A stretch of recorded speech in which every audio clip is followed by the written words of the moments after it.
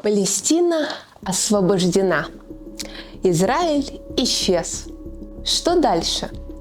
Этот сценарий кому-то кажется идеальным. Но давайте разберем, к чему он приведет. Ну интересно же.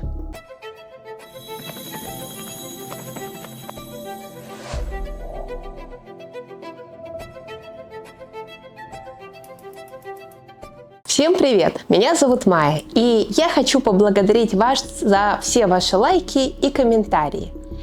И на некоторых из них мне приходится останавливаться, потому что они содержат вот такие фразы.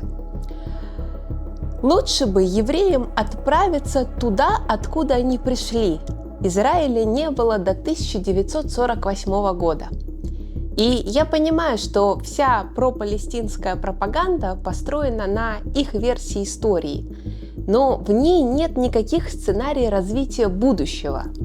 И сегодня я хочу обсудить эту чисто гипотетическую ситуацию, которая никогда в жизни не случится.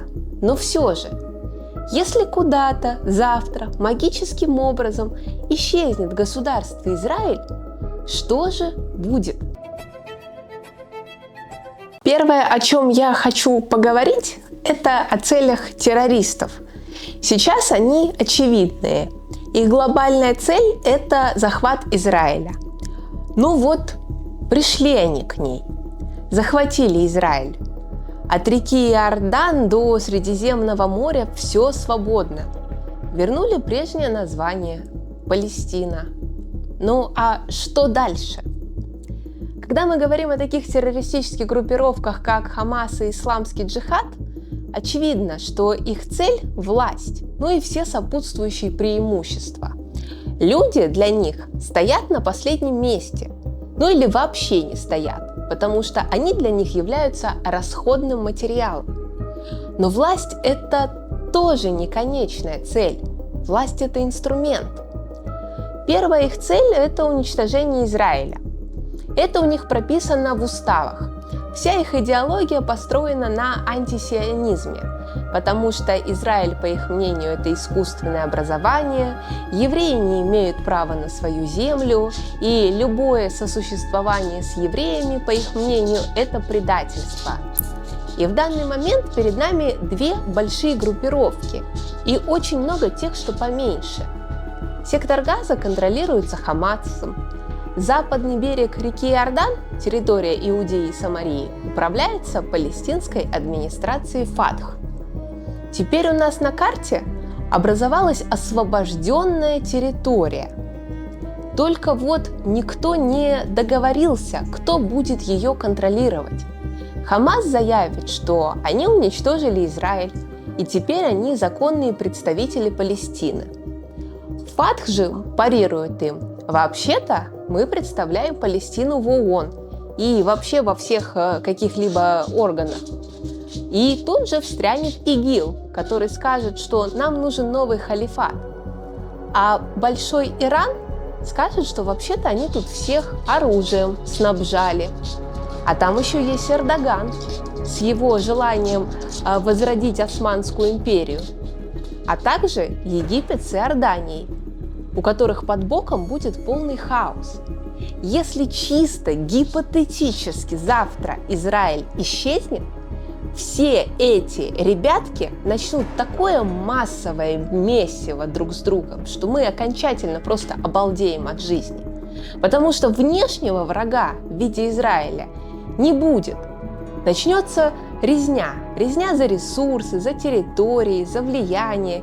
И тогда хаос поглотит все освобожденные территории. Но кто будет их кормить? И тут мы переходим к самому неожиданному последствию. Очень часто поступают такие аргументы, как ОАЭ и Саудовская Аравия. Вот они построили свое государство, и палестинцы смогут построить. Спойлер – нет, не смогут. Это вообще самое большое заблуждение. И первая проблема, с которой они столкнутся, будет голод.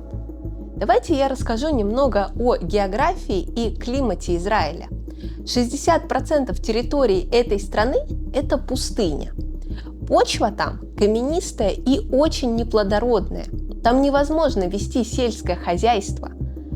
Если мы говорим о палестинцах, которые будут там жить, они не смогут себя даже прокормить из собственного огорода.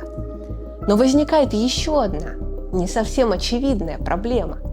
Если Израиль перестанет существовать, то станет еще хуже Африке с ее вечным голодом, потому что Африка активно использует то самое ГМО, которое очень любят демонизировать инстаграмные нутрициологи. Но что такое ГМО на самом деле?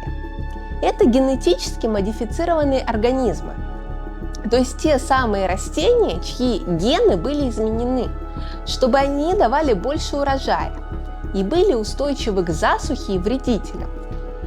И колоссальное развитие в агротехнологиях и вклад в ГМО культуры Израиля просто огромный. А все потому, что они не могли производить в традиционных условиях еду, они не могли получать овощи. И сейчас это мировой лидер в агротехнологиях. Второй и не самый очевидный факт, с которым они столкнутся, это дефицит воды. Потому что технология капельного орошения, того самого метода, при котором вода подается прямо к корням, станет недоступным. Теперь не будет повышения урожайности, потому что корни растений перестанут получать стабильное равномерное увлажнение. Именно эта технология была разработана Израилем для пустынных регионов. И в рамках авраамических соглашений сейчас столько сотрудников из агросектора Израиля работают в Объединенных Арабских Эмиратах и Саудовской Аравии. Но давайте вернемся к Африке, которая уже сейчас зависит от израильских технологий, хотя немногие об этом задумываются. В Кении, в Эфиопии, в Нигерии активно используются израильские системы орошения, потому что без них засуха просто уничтожит их урожай. Израильские генетики также помогли создать африканцам устойчивые к вредителям сорта кукурузы и пшеницы. И теперь голод во всей Африке стал гораздо меньше. В соседнем Египте и в Судане израильские биотехнологи тоже снижают потери урожая от болезней. Израильские агротехнологические компании сейчас работают в десятках стран, от Марокко до ЮАР. И если Израиль исчезнет, первое, Африка потеряет доступ к ключевым сельскохозяйственным технологиям. Урожайность начнет резко падать. Как результат, начнется нехватка еды. А значит, Африку снова настигнет голод и гуманитарные кризисы. Это все не про маленькую страну под названием Израиль. Это про глобальный кризис. Вы можете, конечно, парировать. А может быть, Европа заменит или США. У всех у них агротехнологии защищены патентами. Они стоят очень дорого, и просто так делиться они не будут. Поможет ли Китай? Не совсем. Китай больше заинтересован в экспорте в своих продуктах, чем в помощи. Люди, так мечтающие об уничтожении Израиля, даже примерно не понимают, сколько людей пострадают без него. Это не только евреи, но миллион жителей Африки и Азии. Есть еще один тезис, который очень часто использует пропаганда про месторождение газа в секторе Газа. И что вот это месторождение прокормит всю прекрасную Палестину будущего. И да, в моей голове есть четкий стереотип, что с древнейших времен все войны велись за контроль над ресурсами. Земля, вода, металлы, а нефть – это вообще черное золото. Все это очень часто становилось объектом борьбы в разных формах завоевательных войн. Но что же на самом деле произойдет? Сейчас я хочу поговорить еще об одном тезисе про месторождение газа на территории сектора Газа и почему злые сионисты так хотят им завладеть. Спойлер, не хотят. Это один из самых абсурдных тезисов. потому что, согласно различным оценкам, на этом участке около 1 триллиона кубометра газа. Это очень мало в сравнении с мировыми мерками.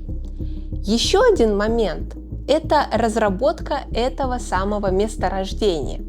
Нельзя просто взять, засунуть газ в трубу и экспортировать куда-то. Даже если государство Палестина случится, этот проект потребует стабильности в этом регионе, а ее там не будет. Если не будет Израиля, группировки просто начнут молотиться с друг другом. Ну а кто захочет инвестировать? Так как все инвестиции напрямую зависят от долгосрочных контрактов, а в условиях постоянной военной нестабильности это невозможно. Ну ладно, скажете вы, можно же просто существовать за счет израильских месторождений. Будет ли тогда Палестина зарабатывать на газе? И на первый взгляд все логично. Палестина может просто продавать израильский газ и жить на эти деньги. Но здесь есть несколько огромных проблем. Первое. Кто будет дальше разрабатывать эти месторождения? В данный момент месторождения разрабатываются совместно с американскими и европейскими компаниями. Захотят ли они продолжить сотрудничество? У Палестины нет ни своих инженеров, ни буровых компаний. Инвестиции вряд ли туда пойдут. Вторая проблема, с которой они столкнутся, кто будет контролировать доходы за эти ресурсы. Тогда начнется очередная дележка между Хамасом или Фатхом, а может быть кто-то еще впишется в эту игру. Возможно, эти месторождения захватит Иран или Египет, ведь в момент этой дележки Хамас и Фатх будут уязвленными. А третья проблема – сможет ли построить сама Палестина экономику только на газе? Ну, допустим, каким-то чудом они смогут договориться до чего-то. И если мы вернемся к опыту Саудовской Аравии, Катара и Объединенных Арабских Эмират, нефть для них – это только часть их экономики. Они все старательно пытаются сейчас слезть с этой сырьевой иглы. Они вкладываются в технологии, в туризм. Они прекрасно понимают, что цены на газ и нефть колеблются.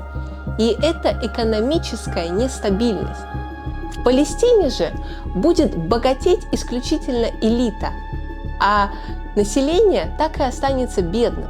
И таких примеров в сырьевых странах очень много. Это даже называется сырьевым проклятием.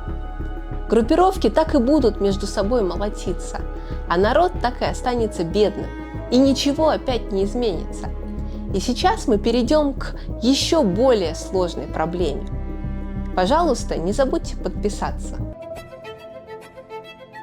Когда люди говорят о том, что Израиля не станет и Палестина прекрасно заживет, они также забывают про то, что такое государство. Потому что государство – это не просто кусок земли, это работающие институты. Именно это и делает страну сильной. Страна становится сильной за счет функционирующего правительства. Это не просто люди с автоматами, это система. Второе – это экономическая модель.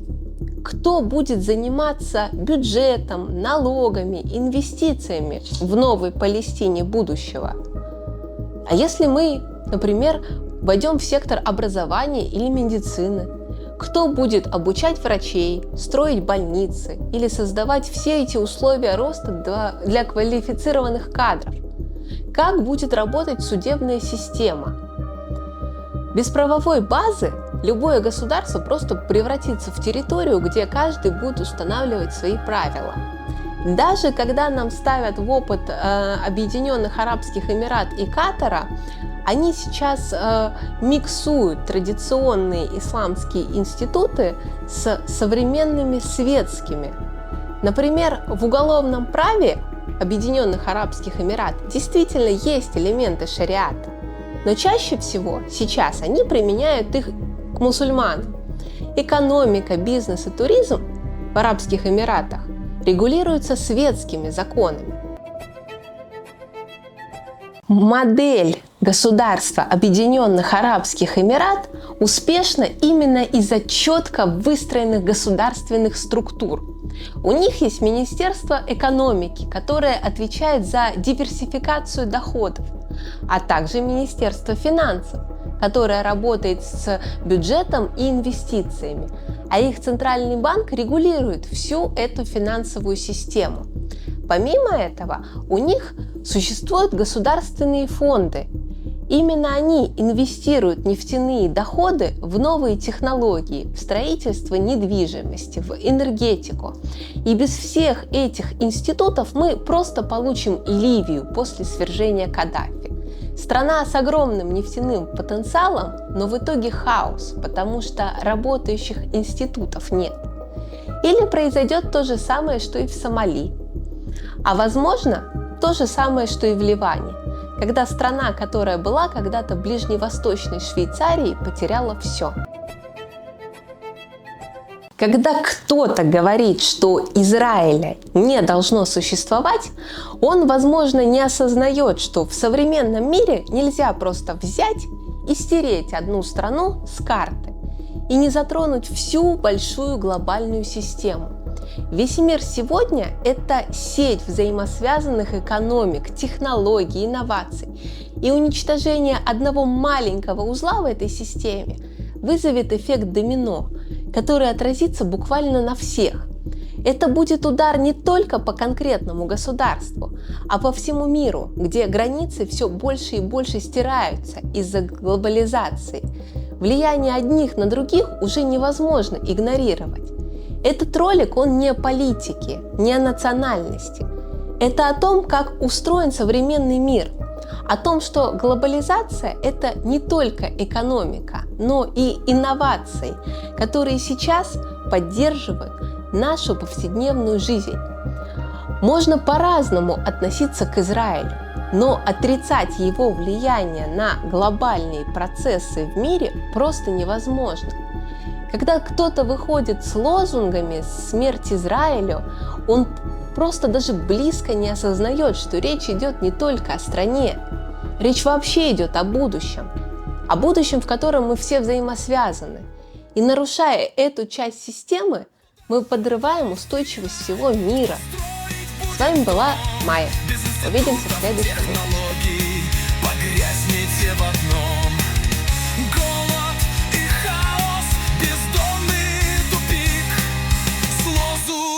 Громким остался старик.